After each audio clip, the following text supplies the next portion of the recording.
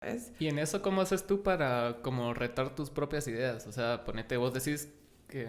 a mí me pasa, por ejemplo, de que a veces estoy como muy metido en una cosa, ¿va? Uh-huh. Y después siento yo que ya estoy como que muy sesgado en eso y digo yo, va, vamos a leer una cosa opuesta y me pongo a leer eso y es así Ajá. como que ya empezás como a equilibrar eso. Fíjate que yo siento que para mí lo que ha hecho que yo no me quede como que estancada o que no me quede solo con algo ha sido mi interacción con las personas.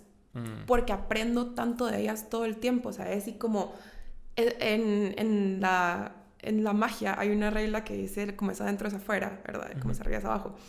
Entonces, siempre que me pasa mucho que, por ejemplo, que yo estoy trabajando un tema en mi vida, no sé, estoy trabajando, estoy sanando esta parte, y cuando llega una clienta conmigo, justo esa semana las 3 clientas estaban en el mismo proceso, ujú. ¿sabes? Y entonces como que voy aprendiendo todo el tiempo de ellas y voy conectándome con ellas y así, y como que yo siempre estoy, a pesar de que soy yo la que está guiando las sesiones, siempre estoy como que en el mood de aprender, Ujú. ¿sabes? O sea, tú también me vas a enseñar a mí, ¿me entendés?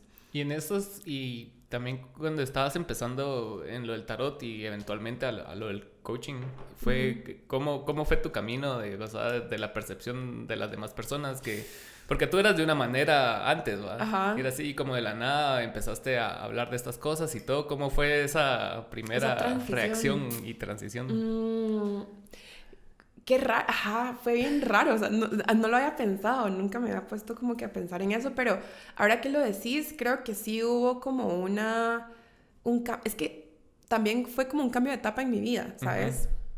Entonces yo cambié muchos círculos, había cerrado la U, me había ido a la casa de mi mamá, entonces como que yo tenía como que este montón de páginas en blanco ujú. que se fueron llenando con personas nuevas, con experiencias nuevas y cosas así, que definitivamente, por ejemplo, para mis papás fue re difícil, pues. O Claro. sea, ajá, mis papás se asustaron, pues. O sea, yo empecé a practicar todavía viviendo con mi mamá y yo metía mi altar, o sea, tenía una cajita que era mi altar, ajá, con mis candelitos y así lo metía abajo de la cama para que ella no se diera cuenta. Ajá. Y para ella fue bien duro porque ella es evangélica. Y, pero, ajá, pero lo ha ido aceptando. Y justo el fin de semana me encantó porque estábamos viendo una película y salió una señora que estaba así como muy enojada. Y mi Ujú. mamá, ay, esa qué bruja. Y solo me volteé a ver, pero pues en el mal sentido, no como tú. O sea, y yo así como, no podía creer que la persona que me estaba diciendo que esto era satánico, ahora me estaba aceptando decirme, sos bruja, ¿me Sí, entendés? claro. Sí, pasa mucho con los papás, ponete con los tatuajes, con los piercings y con todo. O Ujú, sea, ujú. eventualmente, o sea, tienen que aceptarlo, ¿me Sí, entendés? O sea, total. y si no, pues, o sea, harían, o sea, como perderían una relación por un tema que no vale la pena perder una relación, ¿me entendés? O sea, Total. Ujú. y, y cuando empezaste en lo del tarot, ¿cómo fue tus primeros pasos en...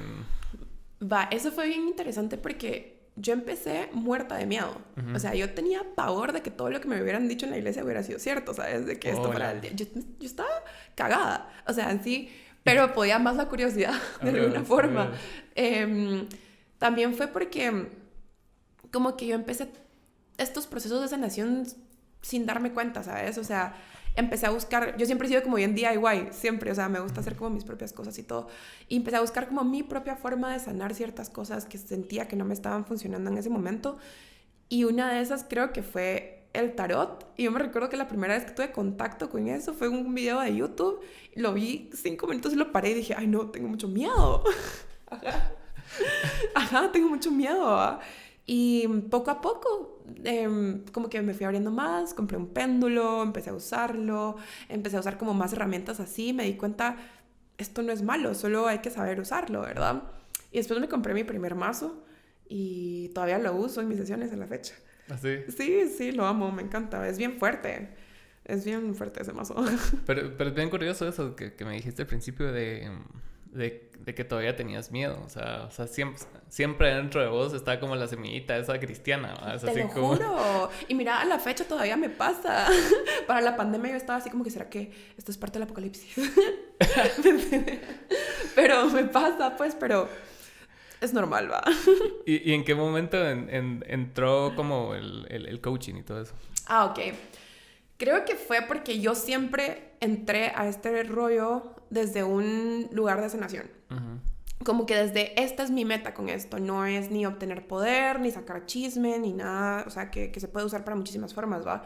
De muchísimas formas. Y siempre fue eso, entonces siempre como que empecé a buscar formas para que las sesiones fueran mucho más profundas y como que sirvieran más, ¿verdad? Entonces empecé a buscar sobre programación neurolingüística, después empecé a buscar como sobre, sobre como el diálogo interno, lenguaje, afirmaciones y todas estas cosas. Entonces empecé a unir todo en mis sesiones y ahora tengo una estructura de 1 hora de sesión en la que tú me contás lo que está pasando, vamos viendo con las cartas, pero siempre te voy preguntando, voy viendo cuál es tu lenguaje según las... de lo que estamos hablando, y eso ya me dice mucho, ¿verdad? Por ejemplo, si una persona viene y me dice, es que yo no puedo olvidarme de esta persona porque siento que nunca voy a volver a sentir lo que pasé con esa persona, ¿va? Ahí ya detecté como que algo en el lenguaje que podemos ir cambiando y que me va a ir saliendo en las cartas y que después vamos a ir hablando de eso.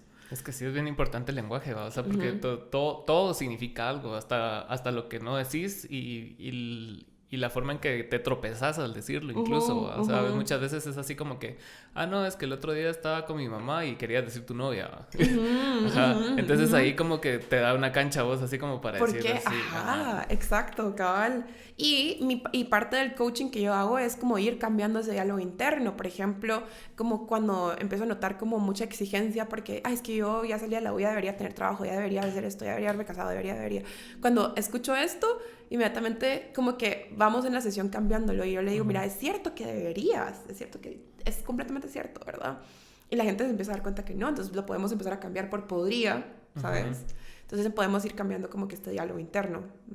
Es que el diálogo interno es todo, ¿no? O sea, es la forma en que vos te hablas a vos mismo y de cómo te tratas, ¿no? Muchas veces las personas se tratan bastante mal, ¿va? Y de ahí viene cómo percibís tu realidad, ¿sabes? Cabal, y eso es manifestar al final, ¿sabes? Como que, cómo tú te ves todo esto, yo todo esto, yo siempre digo que toda la vida lo puedes ver como que todo es un milagro o como que nada es un milagro, ¿sabes? Exacto. Y cuando ves todo como que es un milagro, te das cuenta que todo te puede beneficiar, pero es simple percepción, ¿sabes? Exacto. No es que las cosas cambien afuera, o sea, van a ir cambiando según cómo tú te vas moviendo, pero eso viene desde adentro, ¿eh? Como esa fuerza adentro. De hecho hay no sé si viste ese documental de Netflix donde está la historia de Dios, que lo narra Morgan Freeman. Morgan Freeman, no lo he visto, pero sí, Ahí cuentan una historia de eso, cabal, de que o lo ves todo como un milagro o nada es un milagro, y cuentan la historia de 2 hermanos que trabajaban limpiando ventanas de esos que en los mega edificios, ¿verdad? Y de la nada esa cosa se cayó y se murió uno de los dos y el otro está vivo, ¿va? Wow. Entonces el otro se quedó con la mala sensación de cómo va a ser un milagro que estoy vivo si se murió mi hermano. Sí, qué fuerte. Qué fuerte. Qué fuerte esa historia. Lo vi hace años y todavía hasta hoy es como que mi forma de como que aterrizar eso de los milagros, ¿me entendés? O sea, porque prácticamente, o sea, sí, muchas veces tiene que ver como que cómo lo manifestas, cómo actúas en pro de que esa manifestación se cumpla, y otras muchas veces tiene que ver con el azar, ¿va? Sí, y de que eso existe también, o sea, también existe una fuerza externa que hay partes que no controlas, pues. Sí, el universo es caos, pues. O sea, Exacto, sí, cabal. Entonces, como que hacerte amigo de eso también, ¿verdad? Como que siempre darte cuenta que hay una parte que no puedes controlar y que eso, incluso lo que no puedes controlar te puede funcionar y te puede beneficiar si lo ves de esa forma, ¿no? Exacto. ¿Y vos cuál es tu percepción de todos esos como gurús que existen ahorita? De que muchos son así como no sé, como que tratan de dar mensajes erróneos a muchas personas. Entonces, ¿qué opinión te merece eso? Mira, la forma en la que yo veo la espiritualidad es que es la conexión con todo, ¿sabes? Es como tú te conectas con todo y cómo darte cuenta que todo está conectado también, que tus acciones tienen repercusión también en como que las demás personas y en tu entorno en general. Y siento que, y voy a ir un punto con esto, yo sé que estoy hablando de otra cosa, pero la espiritualidad también es política, por eso mismo, ¿sabes? Como que tú tienes que estar seguro de que lo que tú estás haciendo, de alguna forma, sí está como que Causando impacto. Causando un impacto positivo en la gente, cabal, ¿sabes? Entonces, hay muchas personas que sí, o sea, que sí lo hacen desde un lugar como amoroso, pero también hay muchísima gente que es muy como charlatana, y eso se ha visto siempre, Sí, siempre, claro. ¿sabes? O sea, desde... Hay historias de que había gente que decía que hacía milagros como Jesús, pues, ¿me entiendes? Se ha visto siempre, pues. Entonces, creo que hay mucha gente que sí lo está haciendo desde ese lugar y hay otra gente que no, pero es mucho discernimiento e intuición, creo yo. Sí, sí, claro. Y también esas, o sea, red flags de esas personas que usen el miedo para manipularte, como decirte, necesitas una limpia porque, ¿me entiendes? Ajá, Porque te veo una nube negra, ¿me entiendes? O sea, esas cosas no pasan, ¿sabes? Y puedes hacer esto en 69 pasos. Cabal.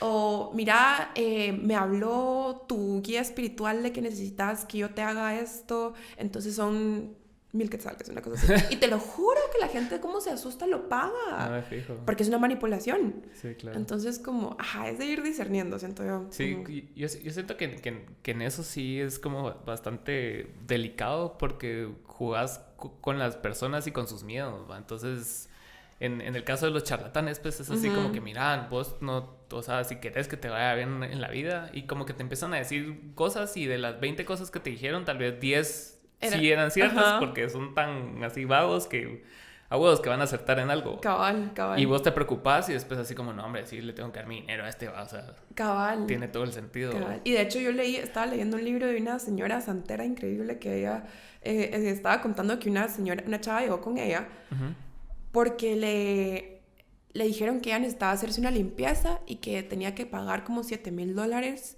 para que mataran un caballo como sacrificio. No. Y que ella ya los había pagado. Y que ella le dijo así como, mira, no, nada que ver, nadie, o sea, nunca la gente se te va a acercar y te va a decir, tú necesitas esto, ¿sabes? Siempre es, o sea, son los clientes los que se le acercan a uno, ¿me entiendes? Pero la gente sí, o sea, llega a esos puntos de desesperación, ¿sabes? Imagínate que esto es un momento re difícil. Yo te digo, yo tengo la solución. Te matas de caballo. Vaya que eran caballos. Acá.